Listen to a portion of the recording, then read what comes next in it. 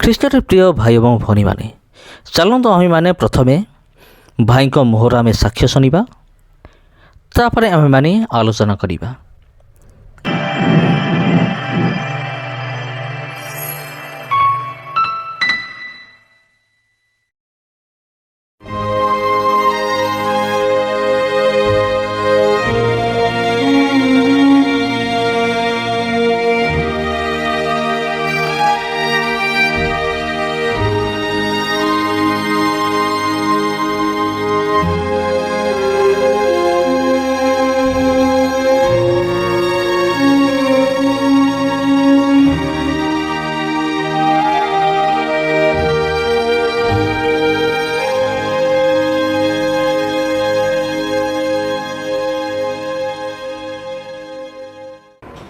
मेरा नाम शिवांशु अग्रवाल है और मेरा जन्म एक अग्रवाल परिवार में हुआ, एक हिंदू परिवार में हुआ।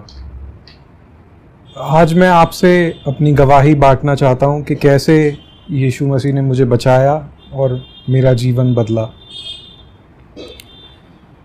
जब मैं लगभग 6-7 साल का था तो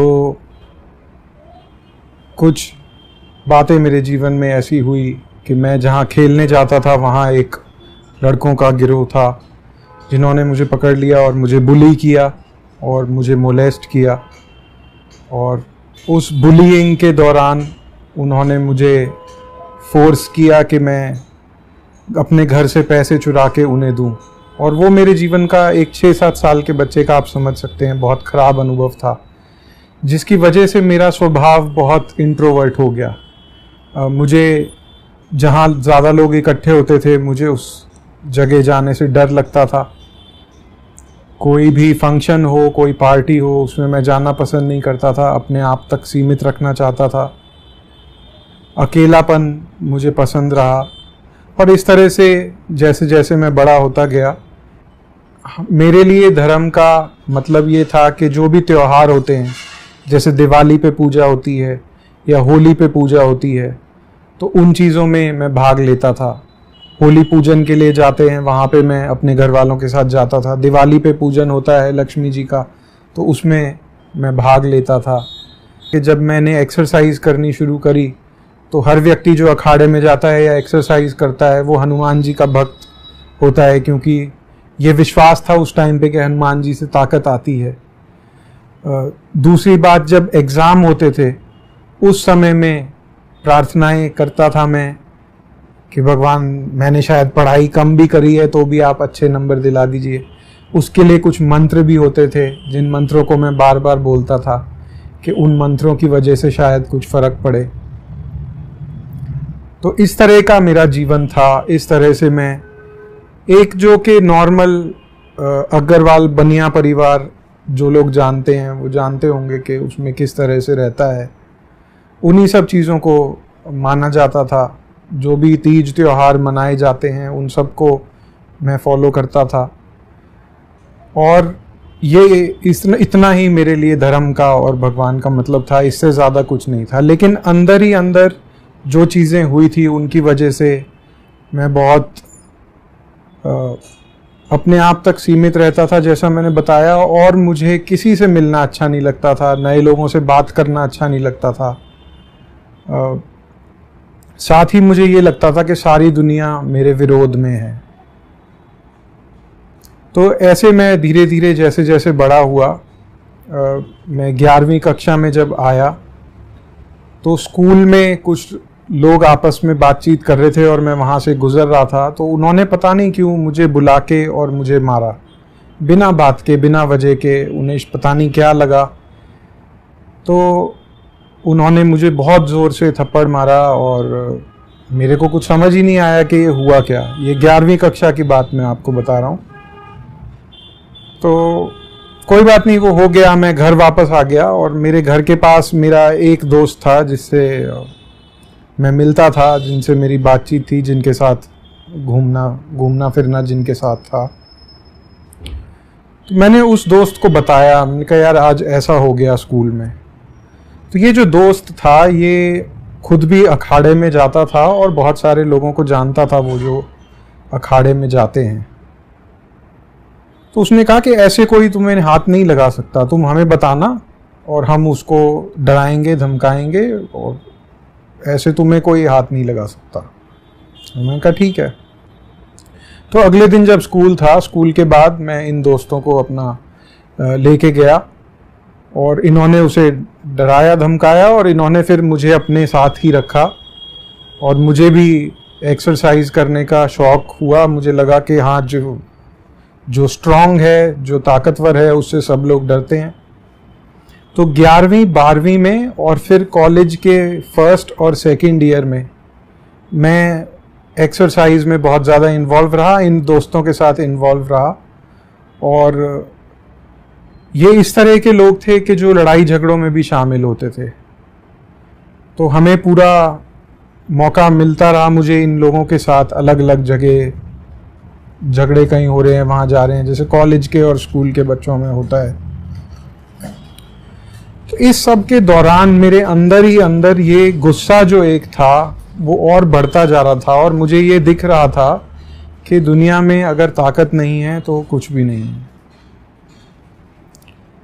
इसके साथ ही क्या हुआ, तो इस तरह का मेरा जीवन चल रहा था। और जब मैं कॉलेज के सेकंड ईयर में था या फर्स्ट ईयर में था, ये 2003 या 2004 की बात है, तो एक दिन मैं इंटरनेट पे काम कर रहा था, और इंटरनेट पे काम करते करते मेरे सामने अपने आप एक पेज खुला जिसको पॉपअप पेज कहते हैं, और वहाँ पे लिखा हुआ था कि एक प्रार्थना जो आपका जीवन बदल सकती है। अब मुझे नहीं पता कि क्यों मैंने उस पेज को देखा, उसको पढ़ना शुरू किया, लेकिन मैंने उसको पढ़ना शुरू किया और वहाँ पे इस तरह से लिखा था कि ये कोई कोइंसिडेंस नहीं है कि आप इस समय इस पेज को पढ़ रहे हैं। परमेश्वर आपके दुख को, आपके अंदर जो निराशा है, आपके अंदर जो ये फीलिंग है कि आपको कोई नहीं समझता या आपको कोई नहीं प्यार करता और सब लोग आपके विरोध में हैं, उस चीज़ को समझते हैं। और वहाँ पे ये लिखा हुआ था कि यीशु मसीह ने मुझसे ऐसा प्रेम किया कि उसने अपना जीवन मेरे लिए दे दिया, कि जो कोई उन पर विश्वास करे वो नाश ना हो पर अनंत जीवन पाए। तो ये जब मेरे से बात शेयर हुई तो मैं शब्दों में नहीं बता सकता कि मेरे अंदर क्या हुआ, लेकिन मेरे को ये लगा कि मैं और जानना चाहता हूँ, इस बारे में और जानना चाहता हूँ, यीशु मसीह के बारे में और जानना चाहता हूँ। तो मेरे घर पे एक बाइबल थी जिसको मैंने पढ़ना शुरू किया, और जैसे जैसे मैंने पढ़ा, बहुत सारे मेरे जो सवाल थे जीवन के बारे में, वो बाइबल से उनका मुझे उत्तर मिला। बहुत सारी चीज़ों का ऐसे लगा कि जैसे परमेश्वर सीधा मुझसे बात कर रहे हैं वचन के द्वारा, बाइबल के द्वारा। और जैसे मैंने बाइबल पढ़नी शुरू करी तो मेरे घर वालों ने मुझे गीता भी दी। उन्होंने कहा कि तुम दूसरे धर्म की पुस्तक पढ़ रहे हो, लेकिन तुमने अपने धर्म की पुस्तक नहीं पढ़ी, तो तुम उसको भी पढ़ो। तो मैंने उस समय पे भगवत गीता को भी पढ़ा, और अच्छे से मैंने उसे भी पढ़ा। मैंने देखा कि उसमें क्या क्या लिखा है, उद्धार का मार्ग गीता के हिसाब से क्या है, उसमें जिन जिन चीज़ों की अहमियत बताई थी उन चीज़ों पे भी मैंने ध्यान किया, उसको भी पढ़ा और बाइबल को भी पढ़ा। लेकिन यीशु मसीह का जो प्यार था, मेरे पापों की क्षमा के लिए जो उनकी मृत्यु थी, वो चीज़ एक ऐसी थी जो सच में मेरे दिल में हिट करती थी। और उस चीज़ के बारे में मैं सोचता था कि कितना अद्भुत प्यार है कि परमेश्वर मुझसे कुछ भी नहीं चाहता, और जो कुछ करना था हम दोनों के टूटे हुए रिश्ते को, जो कि रिश्ता पाप की वजह से टूट गया था, उसे जोड़ने के लिए जो कुछ करना था वो यीशु मसीह ने क्रूस के ऊपर पूरा किया। और मेरे दिल में जो एक नफ़रत थी हर चीज़ के लिए, वो धीरे धीरे साफ होती गई। एक समय आया जब मैंने यीशु मसीह पे विश्वास किया, जब मैंने उनको प्यार को और जाना, इस बात को जाना कि वो ये नहीं कहते कि पहले तुम ये काम करो उसके बाद मैं तुम्हें अपनाऊंगा, या पहले तुम ये करो, कहीं जाओ, कोई तीर्थ करो तो मैं तुम्हारी बात सुनूंगा। लेकिन वो खुद ही हमसे इतना प्यार करते हैं कि वो नहीं चाहते कि हम एक हारा हुआ जीवन जिएं या पाप का जीवन जिएं। और उस चीज़ से हमें बाहर निकालने के लिए जो कुछ करना था वो खुद प्रभु यीशु मसीह ने क्रूस पर जब अपनी जान दी तो उन्होंने उन सब चीज़ों को दूर किया। जब मेरा विश्वास इस चीज़ में बता, इस चीज़ को हम सुसमाचार कहते हैं। अब उस समय मुझे नहीं पता था कि ये क्या है, लेकिन अब मैं जानता हूँ कि इसको सुसमाचार कहते हैं। और सुसमाचार ये कि जब हम पाप ही में थे तो परमेश्वर ने अपना इकलौता पुत्र भेजा कि उसके द्वारा हम पापों की क्षमा पा सकें, अनंत जीवन के अधिकारी बन सकें। और यीशु मसीह में विश्वास के द्वारा मुझे एक प्यार अनुभव हुआ, एक एक्सेप्टेंस अनुभव हुई जो मुझे पहले नहीं हुई थी। जो भी कुछ मेरे साथ बचपन में हुआ था, जिन चीज़ों की वजह से मेरे अंदर बिटरनेस आ गई थी, वो सब चीज़ें बिल्कुल दूर हो गई। और परमेश्वर ने मेरी जो कॉन्शियंस थी उसको बदल दिया, मेरे जो डिज़ायर्स थे उनको बदल दिया। उसने मुझे एक नया दिल दिया जिसमें कि मेरा ये मैं चाहता था कि मैं वैसा बन सकूं जैसा प्रभु यीशु मसीह चाहते हैं और जैसा उन्होंने अपने वचन में बताया है। मैंने 2004 में ये सब बातें हुई। जैसे जैसे मैंने वचन पढ़ा, मेरा किसी भी मसीह व्यक्ति के साथ कोई इंटरैक्शन नहीं था, कोई मेरी बातचीत नहीं थी। मैं खुद ही वचन पढ़ता गया। और फिर कुछ मेरे जब काफ़ी वचन पढ़ने के बाद, 1-2 साल तक वचन अपने आप पढ़ने के बाद, मेरे कुछ जो सवाल थे उनको पूछने के लिए मैंने एक अपने पुराने मसीह दोस्त को कांटेक्ट किया और उनसे मैंने उन सवालों के बारे में पूछा कि इनका क्या उत्तर है। तो शुरू में वो धीरे धीरे जितना उन्हें पता था उन सवालों का वो जवाब देते गए, लेकिन फिर उन्होंने कहा कि अब तुम्हें जो है ये सवाल बहुत बड़े हैं, इनका उत्तर मैं नहीं दे सकता, पर आपको चर्च आना होगा और वहाँ पे आप जो वहाँ पे पास्टर हैं उनसे आप मिलिए और वो शायद इन सवालों का ठीक से जवाब दे पाएँ। तो 2004 में यीशु मसीह के बारे में जानने के बाद 2007 में मैं पहली बार चर्च गया और वहाँ पे मैंने और जो भी मेरे डाउट्स थे वो क्लियर हुए। और ज़्यादा गहराई से यीशु मसीह को, उनके प्यार को, उनके वचन को मैंने समझा और 2007 में मैंने बपतिस्मा लिया।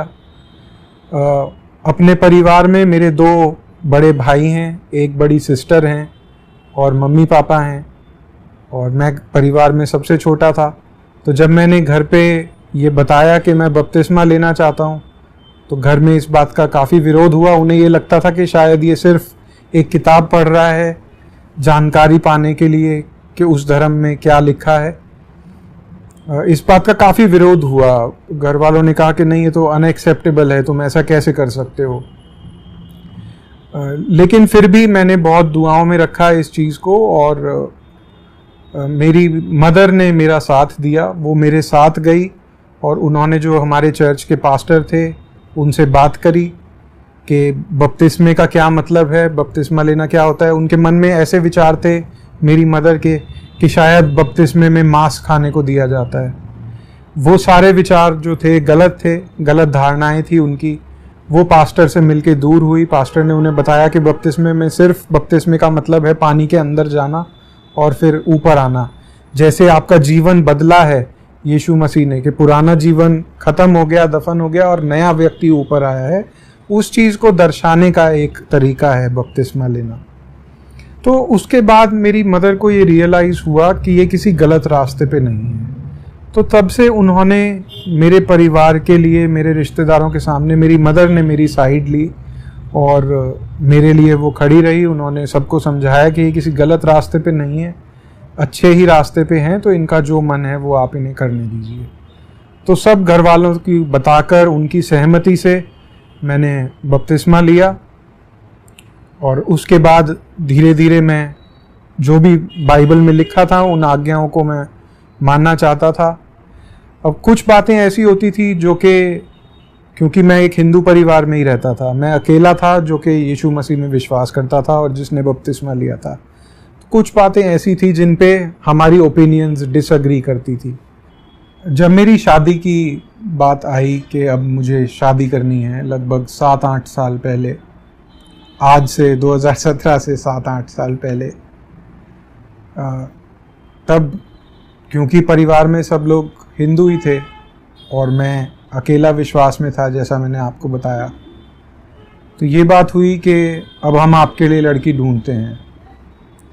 लेकिन मैंने कहा नहीं, मैं सिर्फ एक मसीह लड़की से ही विवाह कर सकता हूँ जो कि यीशु मसीह को जानती हों, उन्हें मानती हों। तो उन्होंने कहा नहीं, आप किसी भी लड़की से शादी कर लीजिए, हम आपके लिए अच्छी लड़की ढूंढेंगे, मेरे घर वालों ने कहा, और आप क्योंकि वो आपकी वाइफ होंगी तो जो आप मानते हैं वो मानेंगी। तो मैंने कहा नहीं, ऐसे नहीं, पर मैं एक मसीह लड़की से ही शादी करूँगा। इस बात को लेके भी परिवार में काफ़ी वाद विवाद रहे, ऑपोजिशन रहा, लेकिन बहुत प्रार्थनाओं के द्वारा, और जैसा मैंने बताया मेरी मदर मेरे साथ हमेशा रही, उन्होंने मेरे लिए मेरे हित में बात करी सबसे, तो ये बात पे सब अग्री हो गए, तैयार हो गए कि ठीक है, आप क्रिश्चियन लड़की से शादी कर लेना, लेकिन शादी दोनों रीति से होगी, हिंदू तरीके से भी, क्योंकि हमें हमारे रिश्तेदार हैं बिरादरी में, हम क्या बोलेंगे, और मसीह रीति से आप अपना अलग से कर लेना।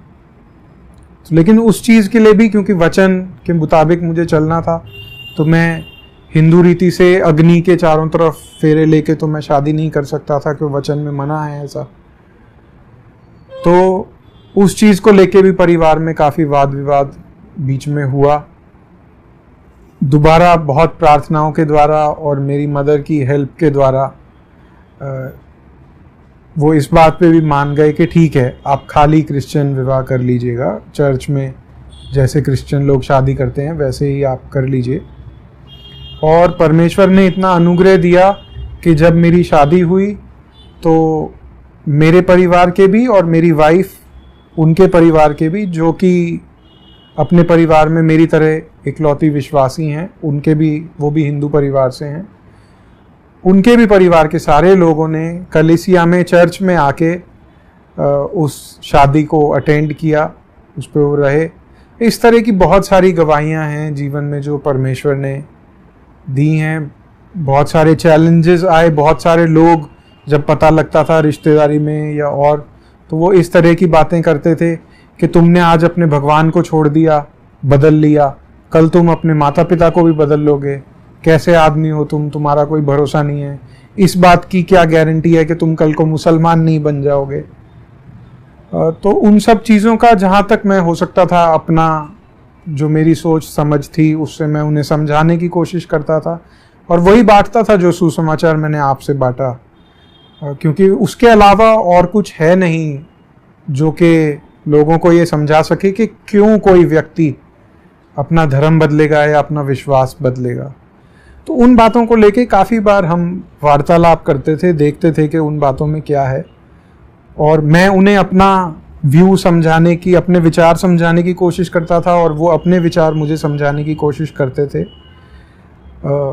कभी हम सहमति पे कुछ चीज़ों में पहुंच पाते थे, कुछ चीज़ों में नहीं पहुंच पाते थे, लेकिन तब भी ऐसा नहीं हुआ कि हमने कभी एक दूसरे को, उनकी इंडिविजुअलिटी को दबाने की कोशिश करी हो। ना मैंने अपने विचार उन पे थोपना चाहा, ना उन्होंने अपने विचार मुझ पर थोपना चाहा।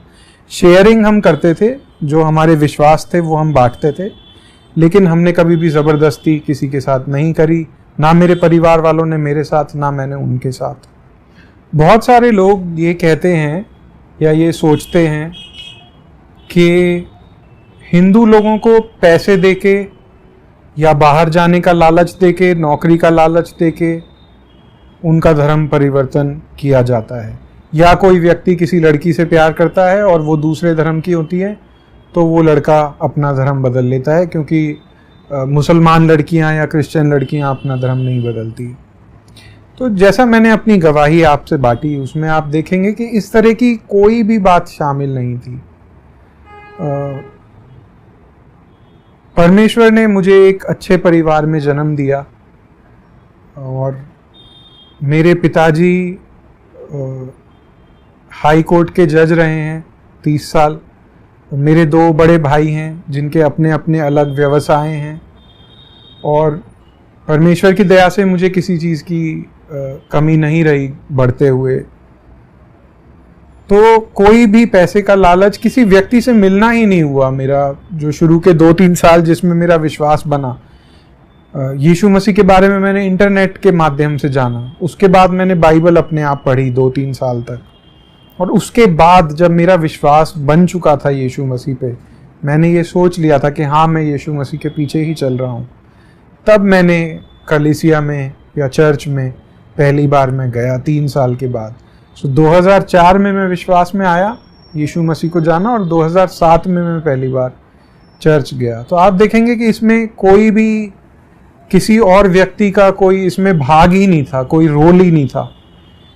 ये तो सिर्फ मेरे ही दिल का कन्विक्शन था, और जो यीशु मसीह की शिक्षाएं थी, जो वचन में बाइबल में लिखा हुआ था, उन सब चीज़ों को जैसे जैसे मैंने जाना, जैसे जैसे उन चीज़ों ने मेरे सवालों के जवाब दिए, जैसा मैंने आपको बताया कि वचन सीधा, मुझे ऐसा लगता था कि परमेश्वर वचन के द्वारा सीधा मुझसे बात कर रहे हैं, तो उस चीज़ से मेरा विश्वास बना और बढ़ा, और इसके अंदर किसी और एक्सटर्नल फोर्स का कोई भी महत्व नहीं था। तो आज भी 2017 में मेरे परिवार में मैं अकेला हूँ विश्वास में, और प्रभु यीशु मसीह को मानता हूँ। मेरे जीवन का ये डिज़ायर है कि मैं उनकी आज्ञाओं पे चलूँ, उनकी स्तुति प्रशंसा के लिए काम करूँ, और लोगों को भी उनके बारे में बताऊँ, क्योंकि मेरा ये विश्वास है कि इस दुनिया को बनाने वाले परमेश्वर यीशु मसीह हैं, और उन्होंने हर धर्म में ये लिखा है कि जो आप करोगे उसका फल आपको भुगतना पड़ेगा। बाइबल में भी ऐसा ही लिखा है कि जो काम आप करोगे उसका फल आपको भुगतना पड़ेगा। लेकिन हर व्यक्ति ने पाप किया है, और परमेश्वर का जो स्टैंडर्ड है उससे वो नीचे है, क्योंकि हर व्यक्ति ने पाप किया है। कोई भी व्यक्ति ऐसा नहीं है जो ये कह सके कि मैंने अपने जन्म से लेके अभी तक कोई पाप नहीं किया है। तो जब हर व्यक्ति पापी है और अपने कामों का फल उसे भुगतना है, तो क्या सॉल्यूशन है कि कोई भी व्यक्ति बचाया जा सके, अपने पापों की सज़ा से, नरक की आग से बचाया जा सके? तो यीशु मसीह में उस बात का मुझे उत्तर मिलता है। जैसा कि मैंने पहले भी आपको बताया, जो सुसमाचार है वो सुसमाचार इसीलिए है क्योंकि वो हम सब के लिए ये एक अच्छी खबर है कि हमें अपने पापों की सज़ा नहीं मिलेगी। जब हम मरने के बाद परमेश्वर के न्याय के सिंहासन के सामने खड़े होंगे और हमारे कर्मों का ब्यौरा खोला जाएगा, उसमें हमारे पाप गिने जाएंगे, तब जो व्यक्ति यीशु मसीह में विश्वास करता है वो ये कह सकता है कि जी हाँ, मैं पापी हूँ, मेरे से पाप हुए, लेकिन मैंने उनका पश्चाताप किया जब मैंने यीशु मसीह पर विश्वास किया, और मैंने ये विश्वास किया कि जब यीशु मसीह को क्रूस पर टांगा गया तो मेरे सारे पापों की सज़ा उसको मिल चुकी थी उस समय पे। और यीशु ने कहा, पिता इन्हें माफ़ कर दे, ये नहीं जानते कि ये क्या करते हैं। ये उन्होंने सिर्फ उन रोमी सिपाहियों के लिए नहीं कहा जो उनको क्रूस पर चढ़ा रहे थे, पर ये हम सब लोगों के लिए भी कहा। तो जो कोई यीशु मसीह पर विश्वास करता है वो उद्धार पाता है। ये एक यूनिक बात है, ये एक अद्भुत बात है जो सिर्फ यीशु मसीह में है। तो इस बात को लेके मैं चलता हूँ। मेरा ये मन रहता है कि यही बात मैं आप सब लोगों से भी बांटूँ और आप सब लोग भी इस चीज़ को जानें। आत्मिक रूप से जीवन में परेशानियां आती हैं। ऐसा नहीं है कि अगर आप यीशु मसीह पर विश्वास कर लेंगे तो आप कभी बीमार नहीं पड़ेंगे या आपको कभी किसी चीज़ की कमी नहीं रहेगी। दुनिया में तो दुख और सुख दोनों चलते ही हैं, लेकिन आपको एक आशा मिलती है कभी ना ख़त्म होने वाली। आपको एक विश्वास मिलता है कि हर परेशानी में परमेश्वर जिसने आकाश और सृष्टि को बनाया है वो हमारे साथ है और वो हमें हर परिस्थिति से निकालता है। मैं चाहता हूँ कि आप इनकरेज हों, प्रोत्साहित हों। अगर आप यीशु मसीह को नहीं जानते, अगर आपको नहीं पता कि सुसमाचार क्या है, तो आप उस बात पे गौर कीजिए, अपने जीवन में भी देखिए कि क्या आप इस चीज़ को मानते हैं, क्या आप परमेश्वर को मानते हैं, क्या आप स्वर्ग के राज्य की खोज में हैं, तो उस तक जाने का क्या रास्ता है। अगर आज आपकी मृत्यु हो जाए तो आप कैसे अपने कामों का ब्यौरा देंगे परमेश्वर को। किस बात के ऊपर आप इस विश्वास कर सकते हैं कि आप स्वर्ग के अधिकारी हैं या स्वर्ग में जाएंगे। अगर आप यीशु मसीह को जानते हैं तो मैं चाहता हूं कि आप प्रोत्साहित हों इस बात से कि परमेश्वर अपना काम करता है। मैं ये जानता हूं कि मैंने यीशु मसीह को नहीं चुना, पर यीशु मसीह ने मुझे चुना है। मैंने आपसे शेयर किया कि किस तरह अद्भुत रीति से आपके सामने भी कंप्यूटर पे आपने देखा होगा कि अपने आप कई चीज़ें खुल जाती हैं। कब आपके सामने ऐसा आया है कि कोई चीज़ जो अपने आप खुल गई हो वो अच्छी हो? हमेशा उसमें कोई ना कोई बेकार चीज़ होती है। लेकिन मेरे साथ ऐसा हुआ कि परमेश्वर का वचन, उसका सुसमाचार, उसका प्यार मेरे सामने खुला। मैंने उसे पढ़ा और मैंने उसे और जानना चाहा, उस चीज़ पे विश्वास किया। तो आपको भी मैं सोचता हूँ, अगर आप नहीं जानते यीशु मसीह को और आप इस वीडियो को देख रहे हैं, तो शायद परमेश्वर का ये तरीका आप तक सुसमाचार पहुंचाने का है, क्योंकि परमेश्वर नहीं चाहते कि कोई भी नाश हो। वो चाहते हैं हर कोई अनंत जीवन पाए, अपने पापों की क्षमा पाए। और परमेश्वर के प्यार को जब आप अनुभव करेंगे तो आपके अंदर जितनी भी किसी के प्रति नफरत है या कोई कॉम्प्लेक्स है किसी तरह का, वो सब चीज़ों को परमेश्वर साफ करके अपनी शांति जो उन्होंने आपको वादा किया है वो शांति आपको प्रदान करेंगे। ये एक वजह है कि ये वीडियो हम बना रहे हैं, ताकि ये बातें आप तक पहुँचें। मेरी गवाही कि कैसे मैं एक हिंदू परिवार में जन्म लिया, हिंदू ही था, लेकिन मैं कैसे विश्वास में आया। मैं अपना नाम अभी भी शिवांशु अग्रवाल ही लिखता हूँ, लेकिन मेरे जीवन में, मेरे दिल में यीशु मसीह रहते हैं। मैं विश्वास करता हूँ कि यीशु मसीह इकलौते परमेश्वर हैं इस दुनिया के, और इस दुनिया को उन्होंने ही बनाया है, इस दुनिया को वो ही चला रहे हैं, और जब ये दुनिया ख़त्म होगी तो इसका न्याय करने के लिए वो ही आएंगे। मैं आशा करता हूँ कि इस वीडियो में जो भी मैंने आपसे बातें करी हैं उन पे आप ध्यान करेंगे, उनको गंभीरता से उसके बारे में सोचेंगे। अगर मेरी गवाही के बारे में या मेरे जीवन के बारे में या कैसे मेरा जीवन बदला या यीशु मसीह के, बाइबल के और सुसमाचार के बारे में आप कुछ भी और जानना चाहते हैं या मेरे से सीधा बात करना चाहते हैं, पूछना चाहते हैं कि क्या हुआ, और डिटेल में सवाल जवाब करना चाहते हैं, तो बेझिझक होके आप इस वीडियो पे कमेंट कर सकते हैं। साथ ही मेरा ईमेल आईडी आप देख पाएंगे कमेंट सेक्शन में, डिस्क्रिप्शन में, आप उस पे कांटेक्ट कर सकते हैं। और मेरे को बहुत खुशी होगी अगर मैं आपके सवालों के जवाब दे सकूं। तो मैं आशा करता हूं कि परमेश्वर आपको बहुत आशीष दें। ଖ୍ରୀଷ୍ଟରେ ପ୍ରିୟ ଭାଇ ଏବଂ ଭଉଣୀମାନେ, ଯଦି ଏ ଦୁନିଆରେ କେହି ଉଦ୍ଧାରକର୍ତ୍ତା ଅଛନ୍ତି, ସେ କେବଳ ପ୍ରଭୁ ଯୀଶୁଖ୍ରୀଷ୍ଟ ଅଟନ୍ତି। କାରଣ ଏଥି ନିମନ୍ତେ ପ୍ରଭୁ ଯୀଶୁଖ୍ରୀଷ୍ଟ ଏହି ଜଗତକୁ ଆସିଥିଲେ। ଆଉ ପ୍ରଭୁ ଯୀଶୁଖ୍ରୀଷ୍ଟ ଏହି ଜଗତକୁ ଆସିବା ପଛରେ ବହୁତ ବଡ଼ କାରଣ ରହିଅଛି। ସେ କାରଣଟି କ'ଣ? ସେ କାରଣଟି ଏହିପରି, ଯେପରି ସେ ନିଜେ ବଳିଦାନ ହୋଇ ସାରା ଜଗତକୁ ଉଦ୍ଧାର କରିବେ। ନିଜର ଜୀବନ ଦେଇ ସେ ଅନ୍ୟମାନଙ୍କର ଆତ୍ମାକୁ ସେ ଉଦ୍ଧାର କରିବେ। ସେଥି ନିମନ୍ତେ ତାହାଙ୍କର ଆଗମନ ହୋଇଥିଲା। ଆଉ ଅନେକ ଭାବନ୍ତି ପ୍ରଭୁ ଯୀଶୁଖ୍ରୀଷ୍ଟଙ୍କୁ ମାରି ଦିଆଗଲା। ପ୍ରଭୁ ଯୀଶୁଖ୍ରୀଷ୍ଟଙ୍କୁ ମାରି ଦିଆଗଲା ନୁହେଁ, ବରଂ ପ୍ରଭୁ ଯୀଶୁଖ୍ରୀଷ୍ଟ ନିଜେ ନିଜ ଇଚ୍ଛାରେ କ୍ରୁଶ ଉପରକୁ ଗଲେ। ଆଉ ସେ ନିଜେ ଧରାଦେଲେ, ନିଜେ ସେ ସମର୍ପିତ ହେଲେ ମରିବା ନିମନ୍ତେ, ଆଉ ନିଜକୁ ବଳିଦାନ କରିବା ନିମନ୍ତେ ଏବଂ ପିତାଙ୍କର ଇଚ୍ଛାକୁ ପାଳନ କରିବା ନିମନ୍ତେ। ଗେତ୍‌ସେମନୀ ବଗିଚା ଭିତରେ ଯେତେବେଳେ ପ୍ରଭୁ ଯୀଶୁଖ୍ରୀଷ୍ଟ ପ୍ରାର୍ଥନା କରୁଥିଲେ, ଆଉ ସେହି ସମୟରେ ତାଙ୍କ ଶରୀରରୁ ଟୋପା ଟୋପା ଲୁହ ଗୁଡ଼ିକ ରକ୍ତ ଭଳି ଝରି ପଡ଼ୁଥିଲା। ଆଉ ସେ ନିଜ ପିତାଙ୍କୁ ଗୋଟିଏ ବିଷୟ କହିଥିଲେ, ହେ ପିତା, ମୋ ଇଚ୍ଛା ନୁହେଁ ବରଂ ତୁମ୍ଭର ଇଚ୍ଛା ସଫଳ ହେଉ। ସେଥିପାଇଁ ସ୍ୱର୍ଗସ୍ଥ ପିତା ପ୍ରାର୍ଥନା କଲାବେଳେ ମଧ୍ୟ ଆମେମାନେ କହିଥାଉ, ତୁମ୍ଭର ଇଚ୍ଛା ସଫଳ ହେଉ, ଯେପରି ସ୍ୱର୍ଗରେ ସେପରି ପୃଥିବୀରେ। ତେବେ ପରମେଶ୍ୱରଙ୍କ ଇଚ୍ଛା କ'ଣ? ଯେପରି ଗୋଟିଏ ମାତ୍ର ଆତ୍ମା ବିନଷ୍ଟ ନ ହେଉ, ଏହା ହେଉଛି ପରମେଶ୍ୱରଙ୍କ ଇଚ୍ଛା। ତେବେ ପ୍ରିୟ ବନ୍ଧୁଗଣ, ଭିଡ଼ିଓ କିପରି ଲାଗିଲା କମେଣ୍ଟ କରିବେ, ଆଉ ଏହି ଭିଡ଼ିଓକୁ ଅନ୍ୟମାନଙ୍କୁ ସେୟାର କରିବେ, ଆଉ ଚ୍ୟାନେଲକୁ ଦୟାକରି ସବସ୍କ୍ରାଇବ୍ କରିବେ। ଧନ୍ୟବାଦ।